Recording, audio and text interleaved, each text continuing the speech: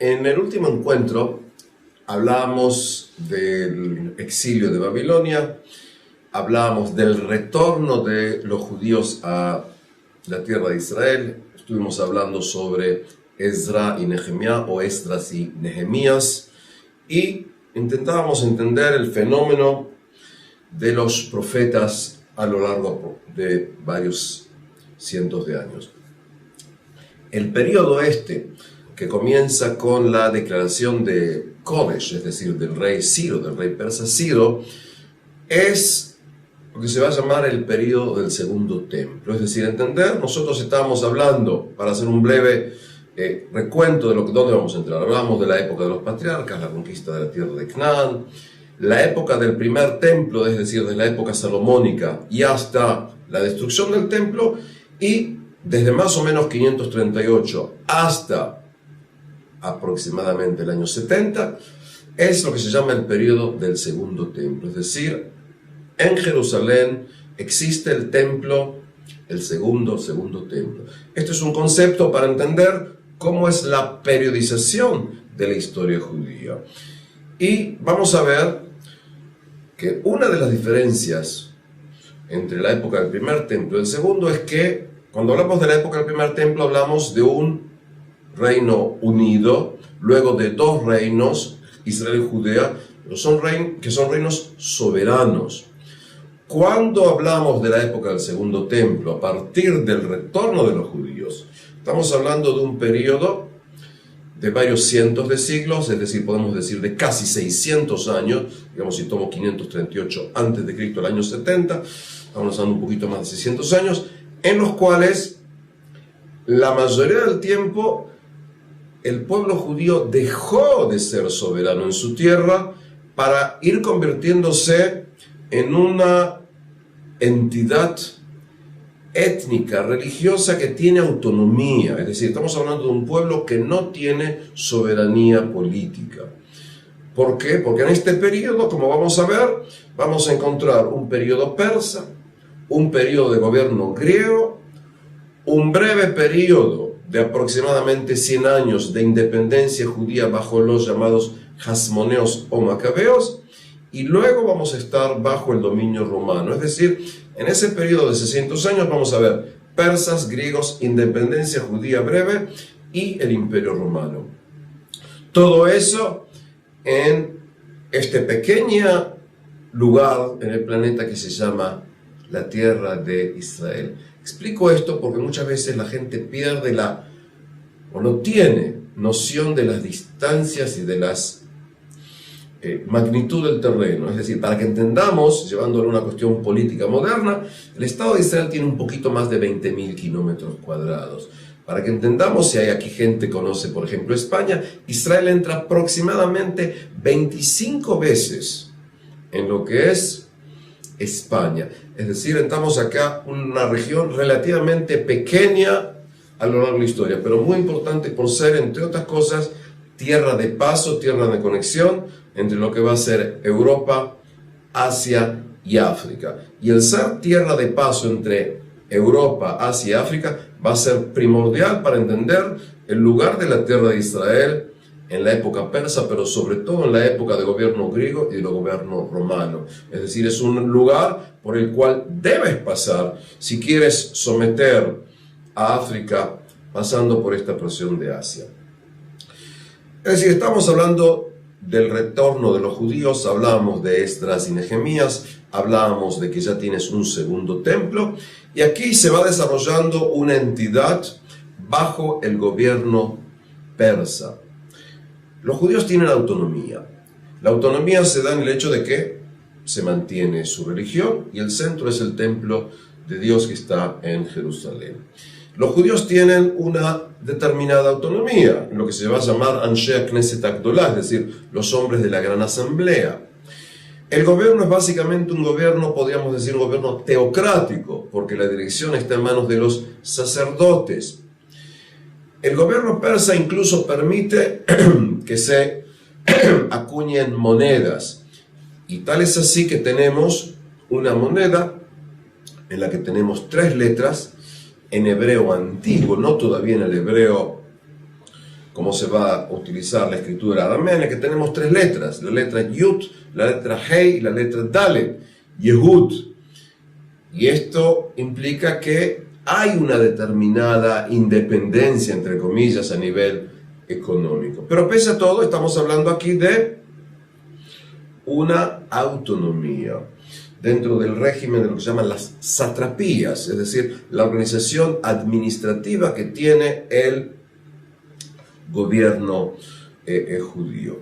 Es interesante algo más destacar, y es que en la diáspora, básicamente en la zona de lo que es Egipto, durante aproximadamente 150 años, un poco más, poco menos, está discutido, paralelo al templo de Jerusalén, había un templo judío en lo que se llama Elefantina, no lejos de la actual represa de Asuán. Es decir, un grupo de judíos que llegó a dicho lugar logró levantar un templo. Y en dicho templo incluso había sacrificios de animales similares a lo que se hacía aquí en el templo de Jerusalén. Ese templo fue destruido en el siglo V a.C. por choques y roces con población local politeísta. Lo que creo que necesitamos saber es que a partir de la época de la destrucción del primer templo, sucesivamente vamos a empezar a ver núcleos judíos que están fuera de Israel. En otras palabras, y esto es algo que vamos a repetir más adelante, la diáspora judía, el exilio judío va a existir siglos antes de la destrucción del segundo templo. Y ese punto importante lo vamos a destacar más adelante. Es decir, tienes acá entonces población judía bajo el dominio persa. No tienes aquí grandes desarrollos a nivel, podríamos decir, ¿sí?, de pautas de independencia, pero es la época en que más o menos, decíamos, se va terminando de escribir los textos. Dijimos más o menos los textos judíos hacia, a lo sumo, hacia el siglo IV a.C. Y en el siglo IV a.C., la zona en la que nosotros vivimos y gran parte del mundo de Medio Oriente, y no solo de Medio Oriente, va a estar sacudido por un evento con trascendencia local, mundial, es decir, internacional. Y estoy hablando de ¿qué? De la conquista griega de gran parte del mundo conocido en ese entonces. Para esto tenemos que ubicarnos en lo que es el mundo de Grecia. Estamos hablando acá, si vamos a ver aquí el mapa, si nosotros sabemos que en la que hoy se llama Grecia, incluso parte de Turquía, se va desarrollando a partir de los siglos. Nosotros conocemos con el nombre de la cultura griega, una cultura muy desarrollada en muchísimas esferas, a nivel de arquitectura, a nivel de arte, a nivel de ciencia, a nivel político. Y ese mundo griego, que estaba dividido en ciudades-estados, las llamadas poleis, ese mundo griego es un mundo que desarrolla filosofía. Y en función de eso conocemos nombres como ser, ¿sí?, Sócrates, Platón, Aristóteles, individuos en el área de la escultura, individuos conocidos en el área de la arquitectura, en el área de las ciencias, hablamos de desarrollos de matemáticas. En otras palabras, estamos hablando de uno de los basales de lo que se va a llamar la cultura occidental. Ese mundo griego que estaba disperso tanto en la zona del Balcán como en gran parte de las islas, va a ser atacado a partir del año aproximadamente 490 a.C. por el Imperio Persa. Y así vamos a ver lo que se van a llamar las guerras médicas, es decir, guerras médicas, ¿sí?, por los llamados medos. Y aquí que a partir de las guerras médicas va a haber un contacto entre dos civilizaciones politeístas pero distintas, el mundo persa y el mundo griego. A partir de este momento, a partir del siglo V a.C., en el mundo griego va a empezar a desarrollarse el teatro. Va a empezar a desarrollarse la escritura de la historia. Lo interesante es que lo que se suele llamar muchas veces la más antigua, ¿sí?, obra de arte, de teatro, se puede hablar de la obra de Esquilo, que se va a llamar, ¿sí?, Los persas, es decir, una obra teatral griega que intenta explicar en qué manera los persas toman la derrota al luchar contra los griegos. También va a ser Heródoto, el llamado padre de historia, que va a intentar explicar, va a intentar investigar, va a intentar historiar, como decíamos en la primera clase, las razones de las guerras entre los persas y los griegos. Y aquí que en el siglo V a.C., después de la destrucción casi total de la ciudad de Atenas, ¿sí?, durante las guerras persas, las guerras médicas, he aquí que en ese siglo V a.C., en el que van a actuar individuos como ser el gran Pericles, se va a llevar a la creación de la famosa Acrópolis, en la que vas a tener ahí el templo, ¿sí?, a Atenas, que va a ser la diosa protectora de Atenas. Es decir, estamos hablando acá de uno de los puntos sublimes de esta cultura griega. Explico esto para entender que a partir del siglo V, ¿sí?, cuando hay un gran desarrollo a nivel filosófico, a nivel de concepción política, a nivel de ciencias, he aquí que en el siglo V, luego de que los griegos lograron derrotar a los persas en diversos combates, en ese mismo siglo V van a empezar a haber enormes y terribles guerras internas en Grecia. Lo que se suele llamar las guerras del Peloponeso. Es decir, una coalición en la que está Atenas, otra coalición en la que está Esparta. Todo esto va a llevar al debilitamiento del mundo griego y va a facilitar a que a partir del siglo IV a.C., es decir, 300 y tantos, la zona de Macedonia, recordemos, la zona de Macedonia va a empezar a conquistar, va a intentar unificar lo que es Grecia, y dentro de esto va a venir un señor muy importante llamado, lo vamos a decir en español, Felipe o Filipo. Este señor es un rey de Macedonia. Este señor incluso va a fundar ciudades. Una ciudad que él va a vencer, se va a llamar Filopópolis. Filopópolis, que hoy en día es conocida con el nombre de la ciudad de Plovdiv, que es la segunda ciudad, digamos, más importante en Bulgaria. Este señor también va a fundar, tomando en cuenta que él tuvo una Nike, es decir, una victoria sobre la gente de Tesalia, este individuo va a fundar también una ciudad que se va a llamar Tesalónica, en la actual Grecia. Este señor, con una concepción de que la cultura más importante es la cultura griega, va a llevar a que su hijo, el pequeño, ¿sí?, Alejandro, va a tener una excelente educación. Y uno de los maestros de Alejandro, o en griego Alexandros, va a ser nada más ni nada menos que el gran pensador Aristóteles. Es decir, lo que estoy llevando a que veamos es, quiero que entendemos cuando empecemos a hablar de la figura de Mega Alexandros, como se dice en griego, o Alexander Mugdón, o Alexander Agadol en hebreo, Alejandro Magno. Es decir, Alejandro Magno va a venir de Macedonia, su padre va a ser el rey Filipo o Felipe, si lo decimos también en español. Alejandro Magno va a tener una gran educación. Alejandro Magno, que nace hacia el año 356 a.C., va a ascender al cargo de rey en el año 336 a.C., a los 20 años, luego que su padre Filipo fue asesinado. Este individuo llamado Alejandro Magno, que va a morir a los 33 años, va a conquistar el mundo y va a llevar a diversos rincones del planeta la cultura griega. Lo que estamos intentando explicar es que vamos a llegar a lo que se va a llamar el encuentro entre Atenas y Jerusalén. entre el mundo griego y el mundo judío. Y si tengo que poner aquí un título, vamos a hablar netamente de Atenas y Jerusalén, 2 puntos, las bases de la civilización occidental.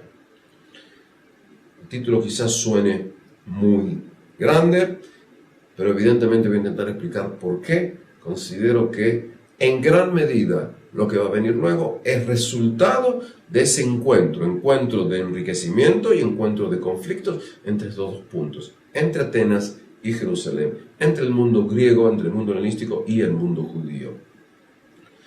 Para esto vamos a entender o explicar algunos puntos más, puntos que entiendo que la mayoría absoluta de los participantes conocen, pero simplemente recalcar algunos puntos de diferencia entre estos 2 lugares. Por ejemplo, la idea de dónde es el centro del universo. El mundo griego desarrolló la idea de que el centro del universo, que se va a llamar el ónfalos, está en lo que se llama el oráculo de Delfos, el oráculo de Delfi.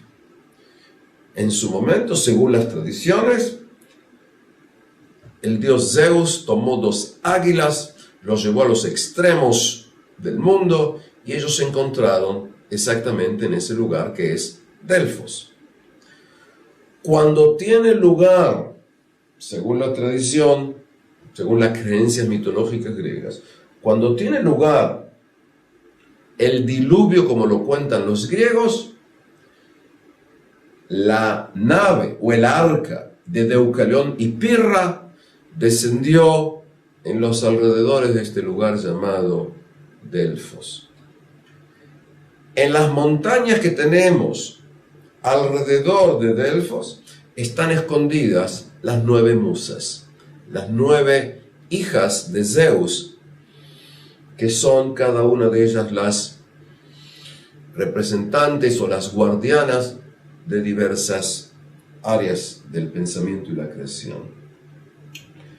Y va a ser en ese lugar, que se va a llamar Delfos, entonces, de que está el oráculo, ese medio de profecía, ese medio de contacto que van a tener los hombres con los dioses, en el lugar en que está, en que se levantó lo que se va a llamar el oráculo y el templo del dios Apolo.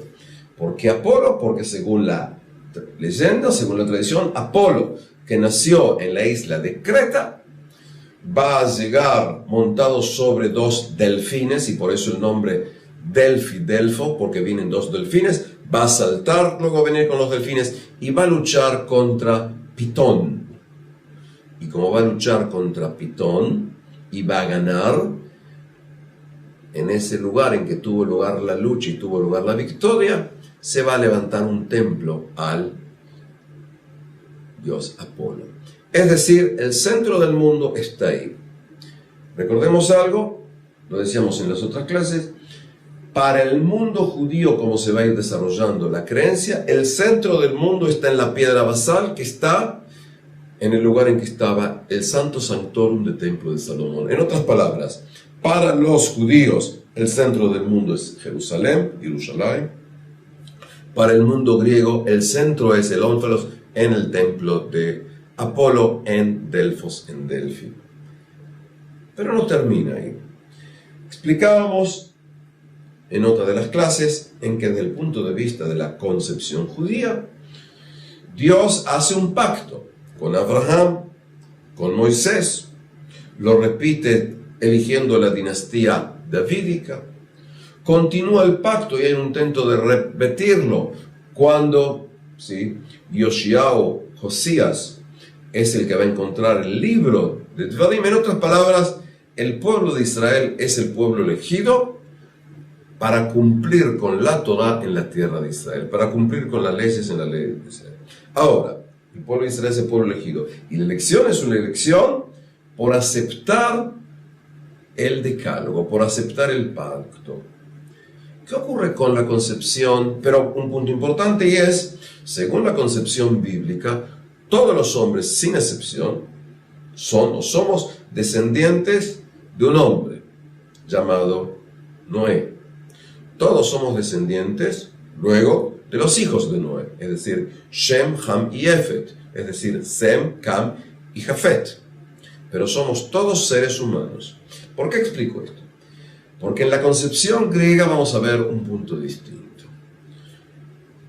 Y es, según la concepción griega, ¿sí?, luego que Prometeo le otorgó el fuego a los hombres, Prometeo tenía un hermano, y el hermano de Prometeo se llamaba Epimeteo. Fíjense, pro quiere decir al principio, como decimos prólogo. Epi quiere decir después, como decimos epílogo, para entender de qué estamos hablando. Es decir, Prometeo, podríamos decir, es el que primero piensa. Y Epimeteo sería el que piensa después que hizo las cosas. En función de que los dioses querían de alguna u otra manera castigar el hecho de que hizo Prometeo, y pasando acá con el tiempo, ¿sí?, van, entre otras cosas, a darle a Epimeteo una mujer muy bonita, que no tiene mucha inteligencia, y que en el casamiento le van a dar los dioses muchísimos regalos, y por eso se va a llamar Pandora, es decir, pan total o muchos, y doros de la palabra regalo. Por eso el nombre Teodoro, por ejemplo, quiere decir regalo de Dios. Es decir, Pandora se le va a recibir un baúl, y en este baúl se van a poner todos los males y todas las cosas que pueden pasar a la humanidad, y le dicen a Pandora que no abre esto. Conocemos, Pandora definitivamente viene, abre el baúl, salen las enfermedades, la envidia, los celos, y cuando logra cerrar Pandora el baúl, lo único que queda dentro es la esperanza. Es decir, lo único que en definitiva nos deja Epimeteo y Pandora a nosotros es la esperanza para poder salir y luchar contra los males que estaban en la famosa caja de Pandora, en el baúl de Pandora. Pero la historia esta continúa. Tanto Epimeteo como Prometeo, que tienen descendencia de los dioses, tienen hijos. El hijo, uno de ellos se va a llamar Deucalión, y ella se va a llamar Pirra. Pirra quiere decir la fuego, si podemos decir así. De acá tenemos la palabra pira en griego, quiere decir fuego. Tiene las palabras como ser piromaníaco. En inglés, de la misma raíz, tenemos la palabra fire. Es decir, Deucalión y Pirra son pareja. Deucalión y Pirra son pareja. Y ocurre que en el mundo como ha sido creado, los hombres y mujeres molestan a los dioses. Como los hombres y las mujeres molestan a los dioses deciden castigarlos. ¿De qué manera? Exterminándolos de la faz de la tierra. Este relato tiene mucho que ver con el relato de la epopeya de Gilgamesh, de la que hablamos en otras clases. Lo importante para mí es esto, y es, viene el diluvio, y luego del diluvio, la nave o el arca de Deucalión y Pirra está cerca de lo que va a ser luego el lugar del templo de Apolo. Y cuando termina el diluvio, están solamente Deucalión y su mujer Pirra. Y Deucalión se aburre, porque según la concepción griega, como el hombre es muy superior a la mujer, él casi no tiene lo que hacer con su mujer. Y entonces llega Hermes, que es, entre otras cosas, el mensajero de los dioses, que viene con sus sandalias con alas. Y Hermes viene y le dice a ellos: arrojad a vuestra madre a través de vuestros hombros. Pirra no entiende, Deucalión entiende que lo que tiene que hacer es empezar a tirar piedras. Entonces se recoge, toma una piedra, tira la piedra al piso, y cuando tira la piedra al piso, la piedra se convierte en un hombre. Pirra imita lo que hace su esposo, se agacha, agarra piedra y tira una piedra. Es decir, acá empieza una intifada, cada uno de ellos está tirando piedras. ¿Qué es lo que estoy explicando? De cada piedra que él tira sale un hombre, de cada piedra que ella tira nace una mujer. Los hombres nacen de la tierra, nacen de las piedras. a diferencia de ¿quién? De los griegos. ¿Por qué? Porque cuando Deucalión y Pirra van a tener relación, van a dar a luz a Helen. Helen es el padre de los helenos. En griego el nombre Helen es un nombre de hombre. Helena es mujer. Y Helen va a tener luego sus hijos, a Dor, a Ionio. Es decir, desde la concepción griega, solo los griegos son descendientes de los dioses. Dioses mezclados con hombres. Mientras que los demás seres humanos son o somos seres de una categoría distinta. En determinada manera hasta podrías decir que son seres inferiores. Este es uno de los puntos problemáticos que vamos a tener cuando entendemos o queremos entender la concepción griega con respecto a los demás hombres. Y de esto vas a encontrar ramificaciones. Por ejemplo, los espartanos se consideraban a sí mismos descendientes directos de Heracles, como dicen los griegos, o Hércules, como dicen los romanos. En otras palabras, cuando veamos la conexión entre el mundo griego y el mundo judío, vamos a encontrar acá dos mundos. Uno es un mundo en que el centro es Jerusalén y todos los hombres somos iguales, y para ser parte del pueblo de Israel tienes que recibir la Torá de Israel. Y otro mundo en que el centro es el centro de Delfos y solamente los griegos entran en la categoría de seres relacionados con los dioses. No solamente va a ocurrir eso. A nivel religioso vamos a ver acá concepciones distintas. Por ejemplo, en el mundo griego se va a aceptar, según la mitología, según las creencias, las relaciones entre hermanos y hermanas, relaciones sexuales. Por ejemplo, Zeus, que es el jefe de los dioses en el Olimpo, va a tener como pareja a su hermana Hera. Es decir, estamos hablando de relaciones, en conceptos bíblicos, relaciones de incesto. Estamos hablando de los dioses. Los dioses griegos, por ejemplo, beben néctar y comen ambrosía. Y además duermen. Y tienen relaciones sexuales entre ellos. Tienen relaciones sexuales con hombres o mujeres con los que van a tener relaciones, pero deben que adoptar formas distintas. Por ejemplo, cuando Zeus deseaba una hermosísima mujer, tomó la forma de su esposo, del esposo de esta mujer, que se llama Anfitrión. Y de esta manera va a nacer luego Hércules. Es decir, Hércules va a ser hijo de Zeus y de una mujer. Cuando Zeus va a desear a Europa, una princesa fenicia, va a tomar forma de toro y por eso va a raptar a Europa y la va a llevar a Fenicia. Y ahí va a nacer, ¿sí?, como resultado de la relación de ellos, va a nacer Minos. Y la esposa de Minos va a tener relación con un toro y de esta manera van a nacer el Minotauro. Es decir, que es mitad hombre y mitad toro. Los relatos estos nos llevan a entender que en la concepción religiosa, mitológica griega, los dioses son como los seres humanos, porque comen, beben, tienen relaciones sexuales, odian, aman, tienen envidia, tienen forma. Hay relaciones sexuales incestuosas, hay relaciones sexuales con animales, como es la esposa de Minos con el toro. Estos conceptos son conceptos abominantes, el concepto de lo que es la moral bíblica.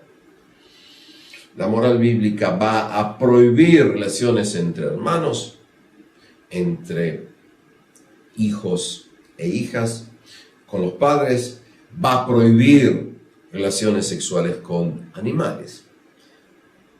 Y lo que es más importante, en forma absoluta, el Dios de los judíos no tiene sexo, no tiene forma, no tiene características humanas, no necesita dormir, no necesita comer, no necesita beber.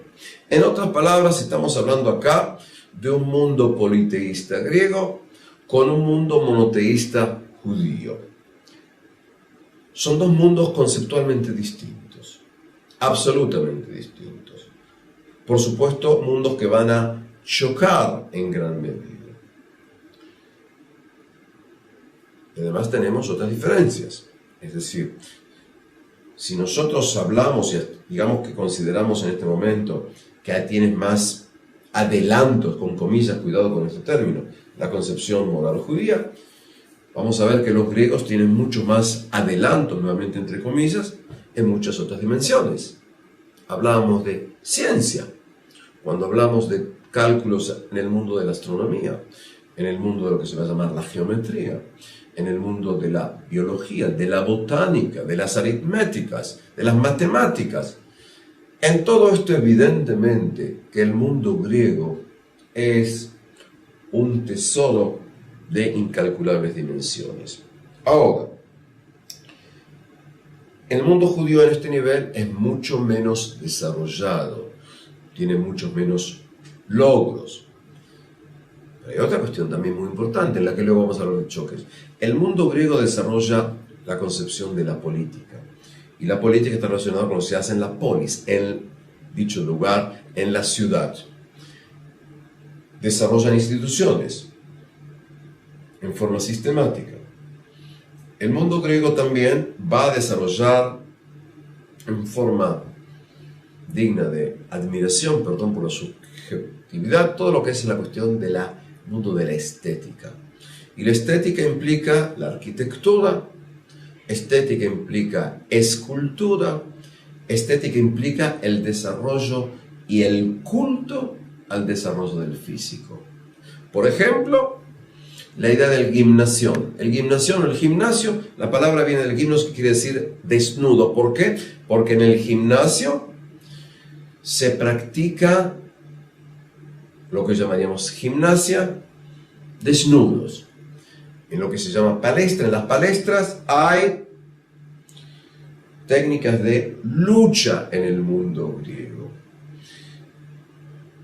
No solamente eso, desde parece ser el año 776 a.C., es decir, cuando por supuesto existen todavía los dos reinos, el de Israel y Judea, se calcula que más o menos en el año 776 a.C., en un lugar llamado Olimpia, en la zona del Peloponeso, tiene lugar por primera vez lo que se va a llamar Juegos Olímpicos. Es decir, en el Juego Olímpico se va a intentar explicar la importancia de la destreza física y vas a tener diversas áreas: el saber tirar jabalina, el salto, la lucha. Esto es un punto importante, porque el mundo griego admira al cuerpo. Esto no existe, podemos decir, en concepciones judías. El mundo judío va a intentar desarrollar mucho más la idea de lo que se llama el desarrollo espiritual. Acá tenemos que agregar algo que se me ocurre a mí que es muy importante, y es tomar en cuenta, por ejemplo, la expresión que tenemos en el libro de Génesis, capítulo 8, versículo 21. Y en hebreo dice: Yetzer leva Adam rami ne'urav, que en traducción sería: el instinto del corazón del hombre es malo desde su juventud. Vuelvo a repetir, desde su juventud, no desde el momento en que nace. Este versículo, que va a ser muy discutido a lo largo de la Edad Media, generalmente se entiende en función de qué es la juventud, qué es la adolescencia. Es el momento en que se empieza a desarrollar, básicamente, no en conceptos freudianos, los conceptos freudianos son modernos, digamos, sino del momento en que el niño deja de ser niño para ser un adulto, implica con el instinto sexual. Es decir, vamos a ver que la idea de sexo en el mundo judío va a ser distinta a la idea del sexo en el mundo griego. En otras palabras, vamos a ver aquí dos mundos conceptuales, uno el mundo griego, el otro mundo judío, que en muchísimos puntos van a ser opuestos en forma total, van a ser antagónicos en forma absoluta. Y esto lo tenemos que tomar en cuenta en algún momento aquí cuando hablemos del encuentro entre estas dos civilizaciones. Y lo voy a desarrollar más cuando hablemos de la primera traducción de la Biblia, y luego explicar la cuestión de la palabra Biblia al griego, la llamada Septuaginta. Eso lo vamos a hacer más adelante. Entonces, hablamos acá de dos mundos conceptuales. En el año 336 a.C., decíamos, un joven llamado Alejandro, que luego va a entrar en la historia con el nombre de Alejandro Magno, el gran Alejandro, asciende al poder. Alejandro Magno tenía una gran educación y dijimos que uno de sus maestros particulares era Aristóteles, el gran Aristóteles. Alejandro Magno, entre otras cosas, quiere conquistar al mundo. Y él lo va a explicar hasta donde sabemos. Él quiere hacer dos cosas. Uno de ellos quiere venganza, quiere vengarse contra los persas. Recordemos que en las dos guerras médicas, ¿sí?, aunque ganaron los griegos, eso llevó a grandes destrucciones. Grandes destrucciones dentro del mundo griego, incluso la gran destrucción de la ciudad de Atenas. Es decir, más de uno de ustedes, si quizás se recuerda, ¿sí?, los griegos ganaron en las batallas de Maratón, tuvo lugar la gran derrota de un señor llamado Leónidas de Esparta, con la tradición de sus 300 luchadores en lo que se llama el Valle de las Termópilas. Pero pese a eso, hubo destrucción. Y Alejandro Magno quiere venganza, quiere vengarse por lo que los persas hicieron más de 150 años antes de lo que él va a hacer. Segundo, Alejandro Magno considera que hay una sola cultura. Y la cultura es la cultura nuestra, de los helenos, la cultura griega. Y Alejandro Magno quiere no solamente una conquista territorial, él quiere llevar a una conquista espiritual, religiosa, cultural. Y aquí que sale con su gran campaña militar, sale con un ejército de miles de soldados, y lo que es muy interesante también, por primera vez en la historia hasta donde sabemos, lleva con él mismo, una cantidad enorme de lo que hoy llamaríamos intelectuales, de la gente que sabe leer y escribir. Gente que sería, en conceptos modernos, especialistas en botánica, en zoología, en geografía, en escrituras y demás. Y aquí que sale, como se puede ver aquí en un mapa, sale desde la zona de la península balcánica, es decir, la zona de Macedonia, Grecia de hoy, hacia Oriente. Y va a ir conquistando. Y conquista un lugar, otra zona. Con respecto al punto específico, va a llegar a la tierra de Israel, va a conquistar Jerusalén en el año 332 a.C. Es decir, ¿cuándo va a empezar la conquista griega aquí? En el año 332 a.C. Es el año en que termina aquí en la zona de Israel el gobierno persa. En las conquistas de Alejandro, él va a llegar también a la llamada en español la ciudad de Persépolis, la antigua, hermosa, increíble, riquísima capital del imperio persa. Y luego que la capital del imperio persa es sometida, se rinde, va a dar la orden de quemar esta ciudad en forma absoluta. Sí, Alejandro Magno quema, destruye, y luego vamos a seguir hablando de esto, y continúa en dirección al centro de Asia, hacia zonas de lo que hoy sería aproximadamente llega hasta la zona de lo que hoy sería Uzbekistán, lo que serían lugares como sea Samarcanda, Tashkent.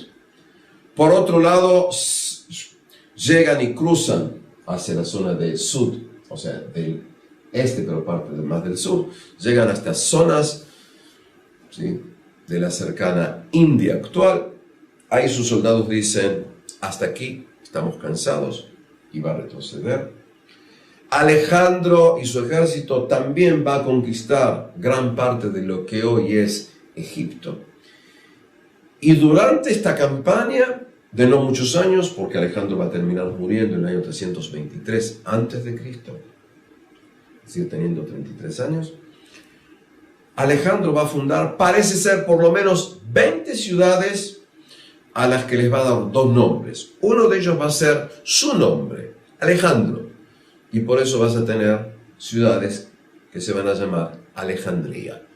La más conocida de todas, por supuesto, Alejandría en Egipto. Es decir, Alejandro Magno va conquistando. Alejandro Magno va con su ejército a quemar, robar, violar, destruir, pero también va a llevar cultura. Sí, evidentemente lo que estoy explicando aquí es también con un tono irónico, es decir, a veces gente considera que individuos como ser Alejandro Magno, Napoleón y demás, como que llevaron con comillas o sin comillas cultura, y a veces se olvidan o con comillas les disculpan las atrocidades que han hecho en nombre de esa cultura. Es decir, por eso tenemos que entender, hay destrucción, hay violaciones, hay robos, y también, y lo agrego aquí, va a llevar la cultura griega. Y la cultura griega se va a imponer, en muchos lugares se va a imponer en una forma muy sencilla. Es decir, por ejemplo, cuando Alejandro llega a diversas zonas de Persia, va a tomar a princesas persas, jóvenes, que hoy diríamos es jóvenes o mujeres, de 12 años, de 15 años, de 16 años, y las va a casar con partes de sus oficiales. En otras palabras, está tomando niñas que solo saben persa para casarlas con los oficiales griegos. Desde mi concepción personal, estás hablando aquí de una violación en masa para intentar gobernar dicha zona. Paralelamente a esto, se van a tomar muchísimos jóvenes, hombres, es decir, niños, adolescentes, a los que se los va a querer educar en los valores de la cultura griega. En otras palabras, empieza aquí un proceso que es el proceso de helenización, es decir, el proceso de difundir la cultura griega, a veces en forma amistosa, en forma pacífica, y otras obligando a la población. Es decir, vamos a hablar acá de un proceso de, vuelvo a repetir, de helenización. Y cuando hablamos del proceso de helenización, estamos hablando del intento organizado de llevar la cultura griega a ocupar el lugar de la cultura local, y a veces se va a mezclar, se va a amalgamar con la cultura local. Eso es lo que vamos a hablar del proceso de helenización, de llevar la cultura griega, de llevar la koiné, de llevar estos conceptos para tratar de crear un mundo griego en las zonas conquistadas. Ahora bien, Alejandro va a morir, según las fuentes, de una enfermedad que tuvo, parece ser, cuando estaba en las zonas cercanas a la India, y va a morir teniendo 33 años. Con los años, sobre todo en los últimos, en el siglo XX, que tanto les gusta lo que llaman teorías de conspiración, hay quienes piensan que quizás no murió, sino quizás lo mataron. Pero uno puede desarrollar cualquier idea, total, no está eso demostrado, digamos. Desde el punto de vista de los documentos, estaba enfermo y muere. Lo que sí va a ocurrir es que Alejandro, en los últimos años, pasó un proceso por el cual se consideraba a sí mismo casi Dios o descendiente de los dioses, e incluso pedía que le rindieran culto. Incluso llegó a matar a conocidos, a amigos, en lo que se llaman disputas de gente que estaban ebrios, es decir, el último periodo de su vida era un periodo bastante problemático. Esto dio lugar a orígenes a todo tipo de teorías más o menos aceptadas, incluso las pueden ver a veces en películas hollywoodenses que no tienen casi ninguna raíz en lo que se llaman los pocos documentos o los muchos documentos históricos. ¿Dónde está enterrado Alejandro Magno? Se considera que en la zona de la ciudad de Alejandría en Grecia, en Egipto, por supuesto, y cada tanto vemos en noticieros que quizás se encontró la tumba de este señor. Es decir, Alejandro Magno ocupa un lugar muy importante en la historia. Y cuando pasen los siglos, van a ser individuos que van a querer repetir sus, con comillas, hazañas. Uno de ellos va a ser Napoleón Bonaparte. Pero no estamos hablando de eso, sino entender la imagen de Alejandro en la historia. Alejandro llega aquí. Una leyenda judía dice que cuando Alejandro llega a Jerusalén, desciende del caballo y cuando ve a un anciano que es un sacerdote, viene y habla con él y le dice, entre otras cosas, que a este anciano judío lo vio en uno de sus sueños y él le decía que iba a ser gobernante de gran parte del mundo. Es decir, es una leyenda judía con respecto a Alejandro, porque Alejandro va a tener importancia en la historia de los judíos. Cuando Alejandro muere en el año 323 a.C., empieza, como muchas veces en la historia, una lucha entre sus generales. Porque la pregunta es, ¿quién gobernará ahora luego del deceso, luego de la muerte de Alejandro? Y aquí podemos ver en el mapa diversas zonas. Para mí lo que me interesa básicamente son dos zonas. Una es la zona, lo que se va a llamar básicamente la zona de Egipto, cuando hay un general llamado Ptolomeo Lagos es el nombre, va a ser el hombre fuerte, y él va a asentar su sede en la ciudad de Alejandría. Durante siglos, esta ciudad, Alejandría, va a ser, digamos así, la capital de las zonas de Egipto, y va a fundar una dinastía. La dinastía que en español tiene dos nombres, o dinastía ptolomeica o dinastía lágida. Ptolomeica por su nombre Ptolomeos, lágida por Ptolomeo Lagos. Generalmente se usa el término dinastía ptolomeica. En hebreo, Ptolomeos es Talmai, y la dinastía del Ptolomeo se va a decir Beit Talmai, la casa de Talmai. Y la dinastía esta va a existir hasta el siglo I a.C., y Cleopatra, la famosa Cleopatra, la reina de la hermosa nariz, como van a decir algunos individuos de la antigüedad, sería la última representante de la dinastía ptolomaica. En la zona del norte, como vemos aquí en el mapa, hay una ciudad llamada Antioquía. Y Antioquía va a ser la capital de Antíocos Seleucos. Es decir, acá vamos a ver que va a empezar lo que se va a llamar en español la dinastía de los Seleucidas. ¿Por qué de los Seleucidas? Porque el nombre del general que más usaba era el nombre Seleucus. En hebreo se va a utilizar el nombre Beit Seleucus. Es decir, vamos a tener acá la dinastía ptolomeica en el sur, la dinastía Seleucida en el norte. Y en el medio, lo que se va a llamar hoy en día Israel. Es decir, Israel va a estar como zona intermedia en las luchas entre estos dos grandes generales. Empieza a ver aquí un proceso, entonces tienes la lucha, y para hacerlo en forma más o menos redonda, aproximadamente, luego de diversos combates, en que la zona de Israel pasa de un lado al otro, ¿sí? Luego de los combates que vienen con la muerte de Alejandro, hasta el año 200 antes de Cristo, es decir, en un periodo un poquito más de 100 años, la tierra de Israel estará bajo hegemonía, bajo gobierno, bajo dominio de los Ptolomeos. Es decir, cuando yo digo la actual Jerusalén, está bajo gobierno, bajo directiva, bajo economía, bajo hegemonía de la casa de los Ptolomeos, que tiene su base ¿en dónde? En Alejandría.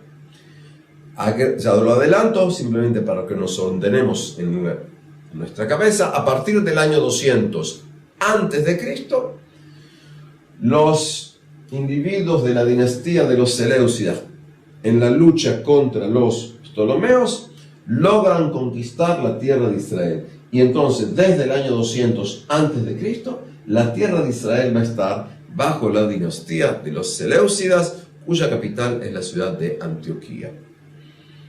Antioquía hoy en día, en el siglo XXI, pertenece a Turquía, es una ciudad en Turquía, Turquía moderna, por supuesto. Ahora bien, ¿qué es lo que ocurre en este periodo? Y este periodo para mí es ahora desde la venida de Alejandro Magno en el año 332 a.C.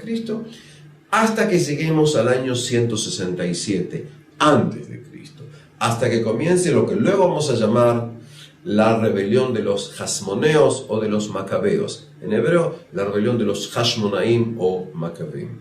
¿Qué es lo que ocurre aquí? Hay judíos en Israel. Hay judíos, recordemos todo el tiempo, hay judíos en lo que se va a llamar el Imperio Persa. Porque recuerdo lo que habíamos dicho, es que más o menos el 90% de los judíos que estaban en Babilonia, Persia, no regresaron a Israel. Van a ir viviendo judíos en diversos lugares del imperio que creó Alejandro Magno. Es decir, que judíos van a empezar a salir en forma normal de la tierra de Israel. ¿Y por qué van a salir ahora? Porque buscan su futuro en otro lugar, por cuestiones socioeconómicas. Es decir, gente abandona el lugar en que nació. Y esta gente va a ir aumentando, agrandando lo que se va a llamar la diáspora de los judíos. Ahora bien, aquí en la tierra de Israel, como ocurre en la actual Siria, Jordania, Líbano, Egipto, para hablar de conceptos de hoy, en Turquía, en estas zonas el proceso de helenización es continuo. Esto implica básicamente, primeramente, la cuestión del idioma. Ahora, cuando nosotros hablamos de la difusión del griego, no es solamente que un individuo sabe decir cómo me llamo en griego y cómo se llama tal o cual comida. Cuando estamos hablando de la introducción de la cultura griega y el idioma, estamos hablando de los elementos culturales. Estamos hablando del conocimiento de las creencias griegas, de la ciencia griega, de la filosofía griega. No solamente eso. Luego de la venida de Alejandro Magno y continuando con los Ptolomeos y luego con los Seleucidas, se van a ir creando lo que se va a llamar polis, es decir, va a haber un intento de crear poblaciones siguiendo el modelo griego. Es decir, modelo griego implica una ciudad. Modelo griego implica que se va a crear un templos, es decir, una zona sagrada en la cual van a estar los templos. Es decir, simplemente hablando de desarrollo urbanístico, una de las diferencias entre la ciudad griega y la ciudad romana es que en la ciudad griega, en un lugar llamado la zona del templo, en la zona sagrada, ahí tenían lugar los templos. Solo ahí. Generalmente se hace en la zona alta, en lo que se va a llamar la Acrópolis. Mientras que, cuando vengan los romanos, dentro de los romanos, los templos van a estar mezclados con otro tipo de construcciones. ¿Qué ocurre aquí? Empieza a haber un desarrollo de la influencia griega. Influencia griega implica que se van a construir gimnasios. Es decir, lugares en los que se van a practicar ejercicios físicos, digamos, o gimnasia, estando desnudos. En diversos lugares se va a empezar a traer esa gran creación griega que se va a llamar el teatro. Es decir, va a empezar a haber cada vez más y más ideas de qué es lo que implica el teatro, las obras teatrales, la filosofía, el culto al cuerpo. No solamente eso. El mundo griego va a dar una gran importancia también a lo que es paulatinamente la idea de los baños griegos, y luego vamos a tener baños romanos. En otras palabras, junto a las características de las antiguas ciudades Siria, lo que hoy sería en Siria, en Líbano, en Jordania y en Israel, también van entrando motivos señalizantes. Y cuando hablamos de la población judía, estos elementos también van a ir entrando, porque van a venir elementos griegos que vienen de la zona de Grecia. Entonces va a haber un contacto constante. Los conceptos van a ir cambiando. Y aquí que aproximadamente en el año 250 antes de Cristo, judíos empiezan a traducir para judíos el Tanaj, es decir, las Sagradas Escrituras, al griego. Vuelvo a repetir, los judíos van a traducir para los judíos, porque cada vez hay más y más y más judíos que no saben hebreo. Van a haber judíos en la tierra de Israel que no saben hebreo. Van a haber judíos en Alejandría y en otros lugares que no saben hebreo. Y los judíos empiezan a traducir los textos del Tanaj. Según relatos judíos, uno lo tiene en lo que se llama la Epístola de Aristeas, que es un documento griego escrito por Aristeas, un judío. Y según el relato del Talmud, fue el rey de la dinastía de los Ptolomeos el que pidió saber qué dice en el texto de los judíos, porque tenía curiosidad. Según esto, según este relato judío, hizo llevar 72 sabios. 72 sabios. 6 sabios de cada una de las diversas tribus. Recuerden que ya no existen 12 tribus, existen básicamente 2 tribus. 72 sabios los son llevados, son puestos en habitaciones separadas, y aquí un milagro. Luego de trabajar, estos 72 sabios escribieron, según la leyenda, en forma separada, tradujeron la Biblia, y sus traducciones por voluntad divina eran exactamente idénticas. Es decir, la mano de Dios va a estar en esta traducción. Ese es el relato judío posterior. La Epístola de Aristeas es por lo menos del siglo II a.C., el relato talmúdico es posterior. Sea como sea, tenemos acá la primera traducción del Tanaj. Y lo primero que se va a traducir van a ser los llamados en hebreo Ahumash, los 5 libros de Moisés. Y por eso vamos a usar en diversos idiomas europeos, también en español, la palabra Pentateuco. Penta, 5. Los 5 rollos, los 5 pergaminos, los 5 textos es lo primero que se va a traducir. Se considera que la traducción, que se va a llamar la traducción de los 70, en hebreo se va a usar el término Targum Hashivim, en idiomas europeos se va a utilizar la palabra Septuaginta o Septuaquinta. Escuchan, 7, la traducción de los 70, es decir, a 2 lo hemos puesto de costado. La traducción de los 70 y 2 sabios. A nivel histórico se considera que la traducción de todos estos textos tiene lugar aproximadamente 100 años, es decir, más o menos el año 250 a.C. hasta más o menos el año 150 a.C. Es decir, durante 100 años se traduce. Traducen equipos. Los primeros son los 6 libros. Y por eso el libro que empieza con la palabra Breshit, en sus orígenes, se va a utilizar el término Génesis. Y se va a utilizar el término Éxodos. Éxodos incluso en griego de hoy en día, del siglo XXI, quiere decir salida. Y se va a usar el término Deuteronomio, la segunda ley, cuando se habla del libro de Devarim. Es decir, vamos a tener el libro de Génesis, vamos a tener Números, Éxodos, Levítico es el libro Vaikra que tiene la ley, y vamos a tener el Deuteronomio. Es decir, tenemos los 5 libros básicos del Tanaj. Y lo que se va a usar cuando hablemos de todos los textos, se va a utilizar la palabra Biblia. Y la palabra Biblia en griego quiere decir los libros, es en plural, no en singular. Biblia quiere decir los libros. Recuerdo simplemente la gente que no entiende, es decir, digamos así, el plural se forma de diversas maneras en diversos idiomas. Es decir, cuando yo digo lupus, que es uno en latín, que quiere decir lobo, digo lupus, lupi, que son lobos. Si digo templum en romano, en latín, digo templum, templa, muchos. Es decir, en griego, Biblia quiere decir los libros o libros, por una cuestión de si tienes o no artículo determinante. En hebreo diríamos sfarim o hasfarim. Y cuando digo libros o los libros, estoy hablando de los libros sagrados.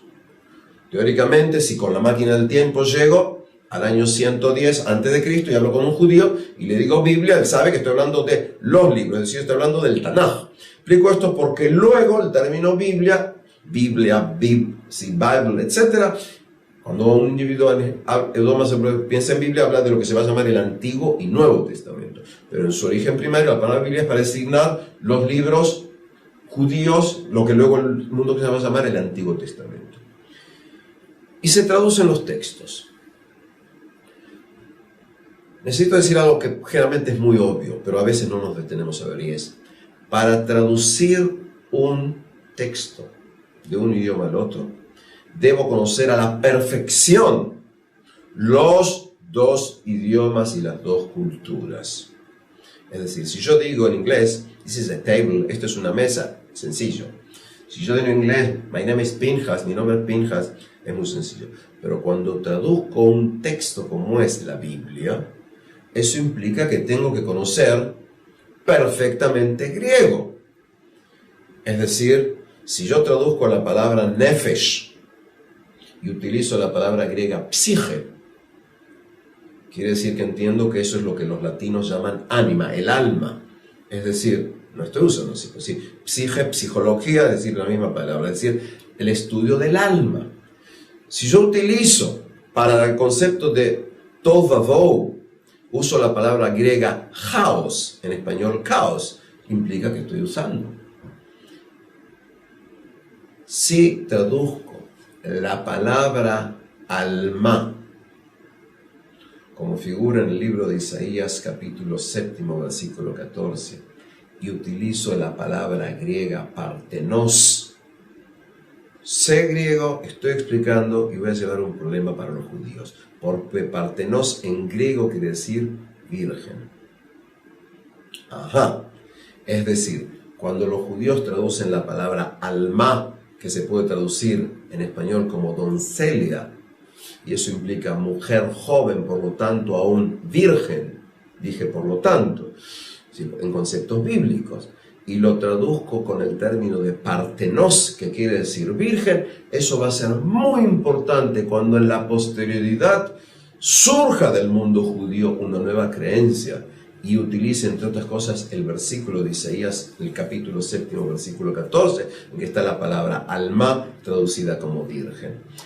Es decir, yo traduzco, y cuando traduzco, interpreto. Cuando yo traduzco, tengo que interpretar. Voy a ver un ejemplo.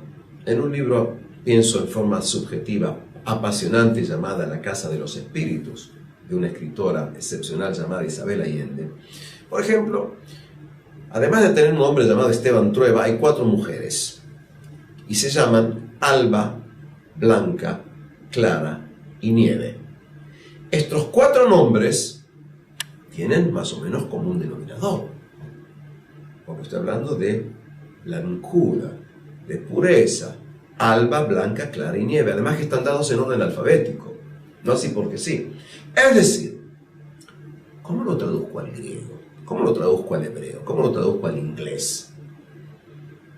¿Quiere decir white por blanca? Es decir, el problema de la traducción es un problema fundamental en textos teológicos, sobre todo porque estoy hablando de lo que se llama el mensaje divino. Tenemos que recordar que desde la concepción judía, el hebreo es lengua sagrada. En otras palabras, es el idioma en que Dios otorgó su mensaje. Y cuando tengo que traducir, entro en problemas terribles. Voy a dar otro ejemplo. Adam, en hebreo, según el concepto bíblico. Viene de la palabra Adamá, que quiere decir tierra. En español diríamos Adán con N. ¿Cómo lo vamos a llamar al primer hombre? ¿El terráqueo? Es decir, lo estoy llevando para que entendamos qué ocurre acá. Javá quiere decir, Eva quiere decir la viviente. Cuando yo uso términos como ser, Jacob está relacionado con la palabra Akev, talón. Yitzhak se va a llamar Isaac porque se rieron. ¿Cómo le voy a llamar al niño que llamó Isaac? ¿Lo voy a llamar el risueño? Es decir, el nombre tiene significado cuando hablamos en conceptos de teología. La traducción tiene un peso. El texto este que se llama Septuaginta va a ser un término muy, pero muy, pero muy importante. Y esto es lo que tenemos que tratar de ver, y con esto vamos a continuar en la próxima clase.